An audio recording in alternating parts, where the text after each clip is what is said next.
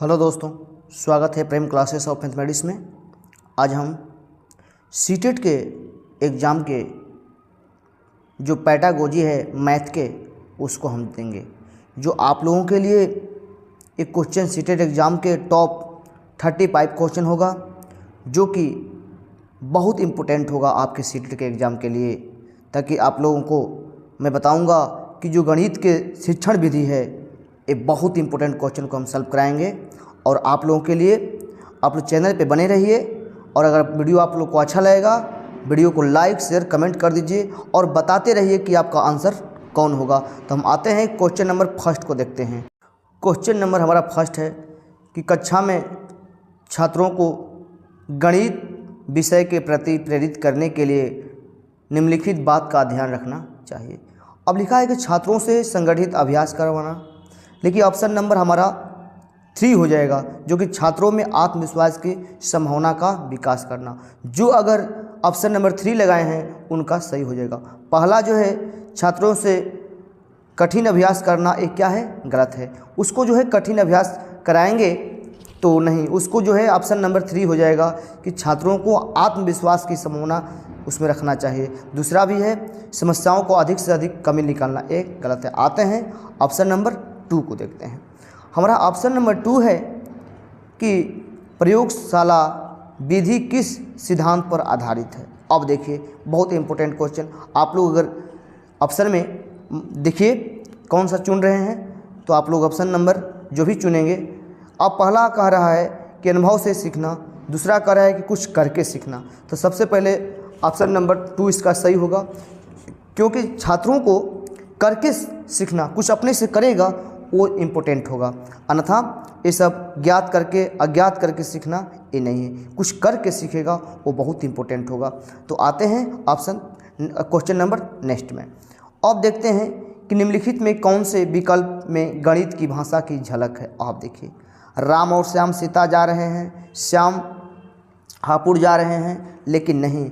Option number इसका क्या हो जाएगा, 3, जो कह रहा है कि छात्रों के दौरान मीरा ने 10 किमी की दूरी पैदल तय की। अब देखिए, क्योंकि यहाँ से जो है 10 किलोमीटर दूरी पैदल की, ये हमारे कौन सा भाषा है, तो ऑप्शन नंबर जो 3 है वो गणितीय भाषा है। और जो ये जो है श्याम जो है और राम, ये सब नहीं है। नेक्स्ट क्वेश्चन में आते हैं। आप लोगों को अगर क्वेश्चन मालूम है तो आप ऑप्शन नंबर देते रहिएगा। किस विधि से यह सिद्ध किया जा सकता है कि 2 सम पूर्णांकों का योग सदैव सम होता है। अब देखिए, ये बहुत इम्पोर्टेंट ये भी क्वेश्चन है। आगमन विधि द्वारा उत्पत्ति, प्रत्यक्ष उत्पत्ति, प्रतिवाद द्वारा उत्पत्ति, प्रति सकारात्मक उत्पत्ति, यानी ऑप्शन नंबर 2 हो जाएगा प्रत्यक्ष उत्पत्ति। क्यों कि जो संख्या है वो सम संख्या है, तो ये सम संख्या पूछ रहा है जिसमें 2 का भाग जा सके। आते हैं नेक्स्ट क्वेश्चन पे। हमारा नेक्स्ट क्वेश्चन है कि किसी गणितीय आकृति को दिखाकर प्राप्त किया जाने वाला उद्देश्य है। अब देखिए, ये बहुत इम्पोर्टेंट क्वेश्चन है। कौशलात्मक उद्देश्य ये नहीं है, अनुप्रयोग करके ये भी नहीं, अवबोधक करके नहीं, ज्ञानात्मक, जो कि जिसका नॉलेज है, ज्ञान है, उसी को दिखा करके हम आकृति क्या करेंगे, दिखाएंगे। तो उसका क्या होगा, ज्ञानात्मक उद्देश्य होगा, जो ऑप्शन नंबर डी होगा। ठीक है, जो अगर ऑप्शन नंबर डी को चुने होंगे आपका सही होगा। आते हैं नेक्स्ट क्वेश्चन पे। सीखने का आकलन का आधार क्या है। देखिए सबसे इम्पोर्टेंट ये है, क्या है, पुनः स्मरण ये नहीं है, जैसा कि तैसा लिखना, व्यावहारिक परिवर्तन और जो है व्याख्या करना।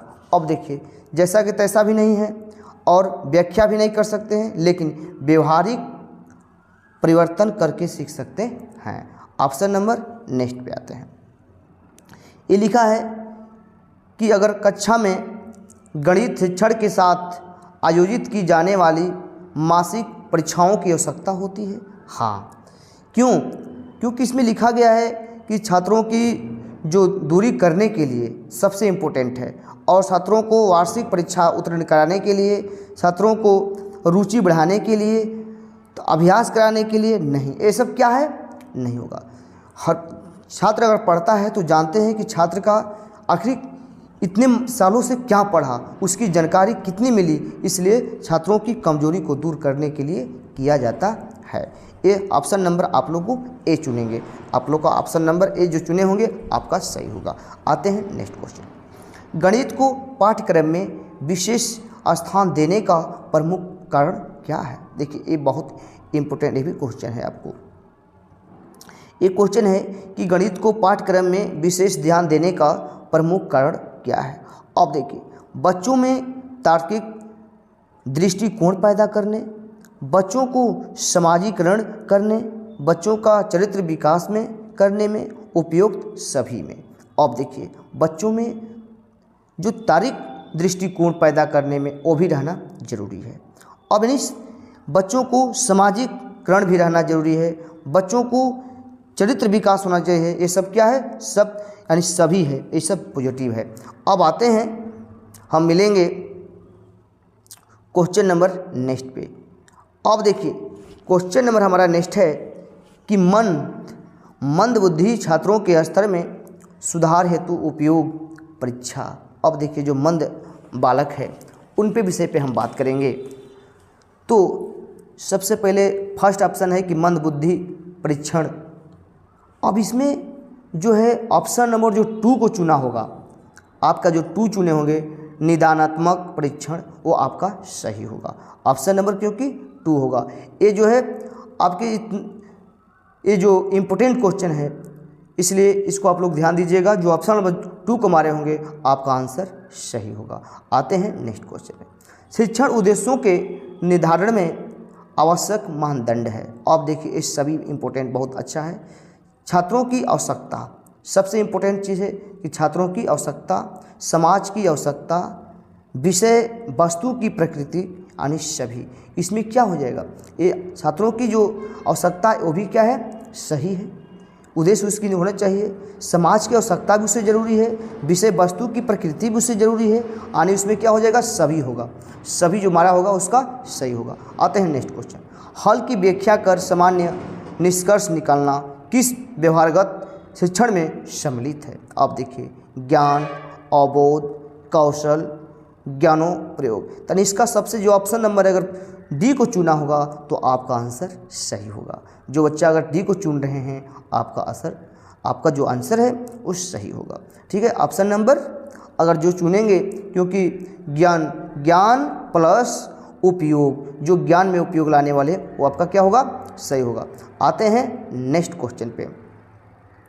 एक क्वेश्चन हमारा है कि समान से विशिष्ट की ओर का सिद्धांत लागू होता है आगमन विधि में, विशेषण विधि में, निगमन विधि में और क्या है? संशोधन विधि में। तो सबसे पहले हम अगर आप लोग ऑप्शन अगर सी होगा तो आपका आंसर राइट होगा, क्योंकि इसका आंसर सी होगा। क्यों? कि निगमन विधि से किया जा सकता है। किसकी विधि से किया जा सकता है? निगमन विधि से किया जा सकता है।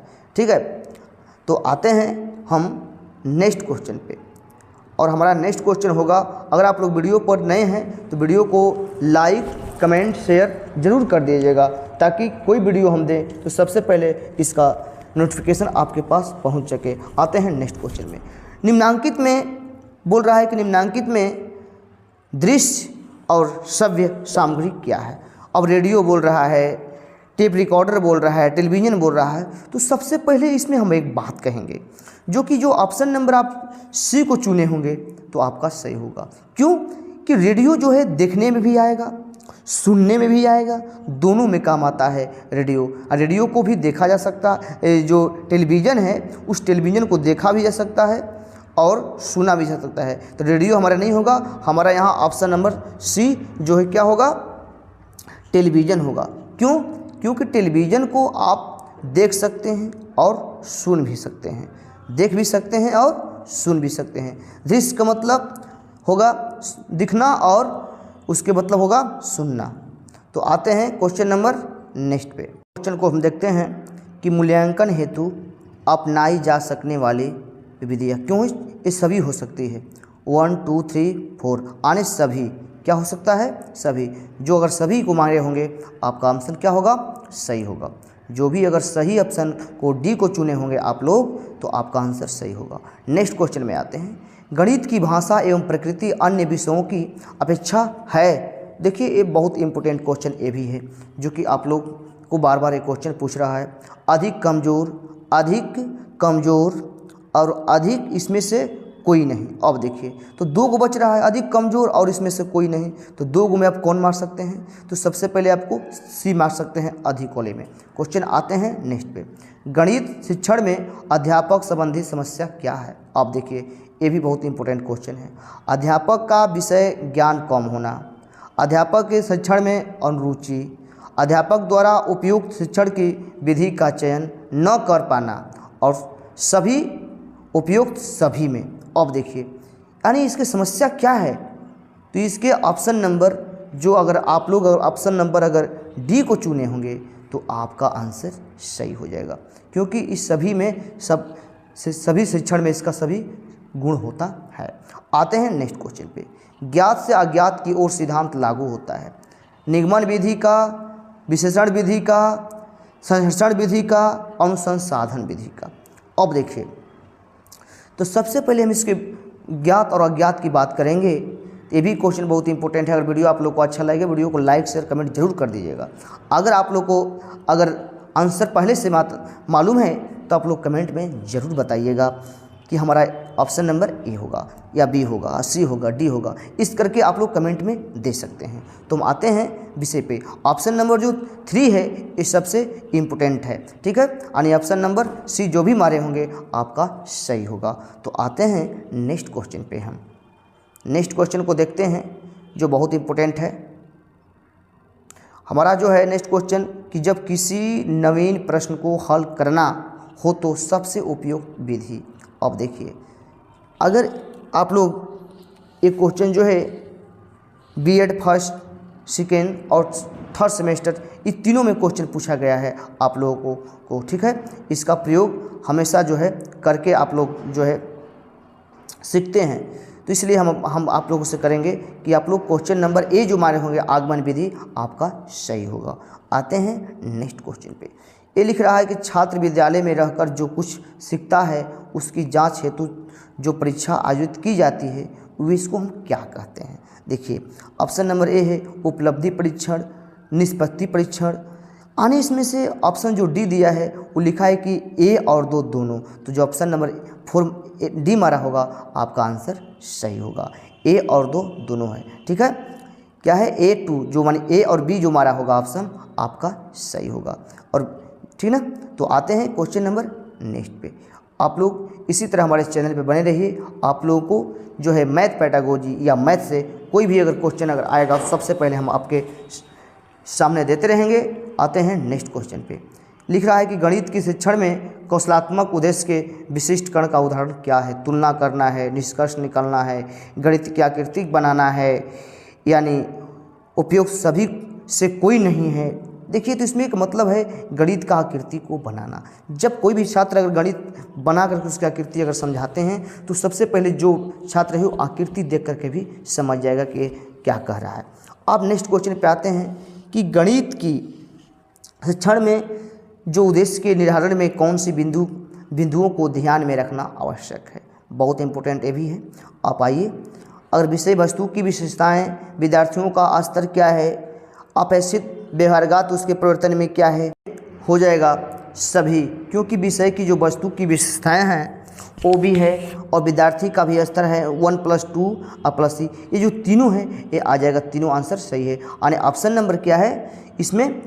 डी हो जाएगा, उपयुक्त सभी।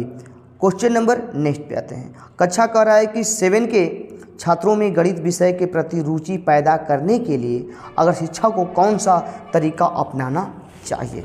देखिए तो सबसे पहले कह रहा है कि कमज़ोर छात्रों के लिए अतिरिक्त कक्षाओं की व्यवस्था करना। दूसरा कह रहा है कि विषय गणित के 2 क्लास देना, छात्रों को आकर्षण पुस्तकें उपलब्ध कराना, गणित पहेली तथा अन्य मनोरंजन क्रियाओं के माध्यम से शिक्षण प्राप्त करना। देखिए ये जो है 4 ऑप्शन दिया है।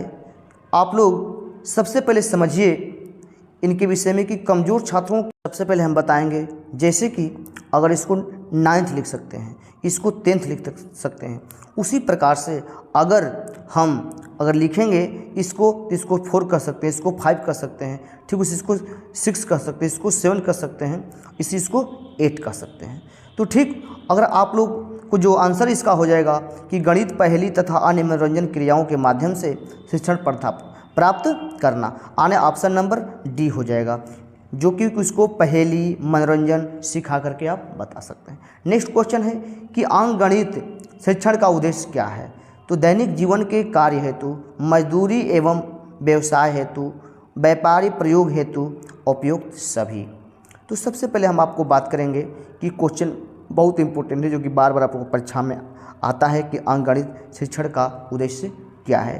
शिक्षण का उद्देश्य क्या है इसके लिए बताएंगे हम। सबसे पहले बात करेंगे कि हमारे इसमें तीनों हैं, क्या हो जाएगा? तीनों, दैनिक जीवन के कार्य हेतु और मजदूरी व्यवसाय हेतु, व्यवसायी का प्रयोग हेतु, यानी ऑप्शन नंबर जो डी हो जाएगा, सभी होगा। गणित की सर्वप्रथम विकसित शाखा क्या है? अंकगणित है। क्या है? अंकगणित है, सांख्यिकी है, बीजगणित है, ज्यामिति। तो सबसे पहले हमारा क्या होगा? अंकगणित।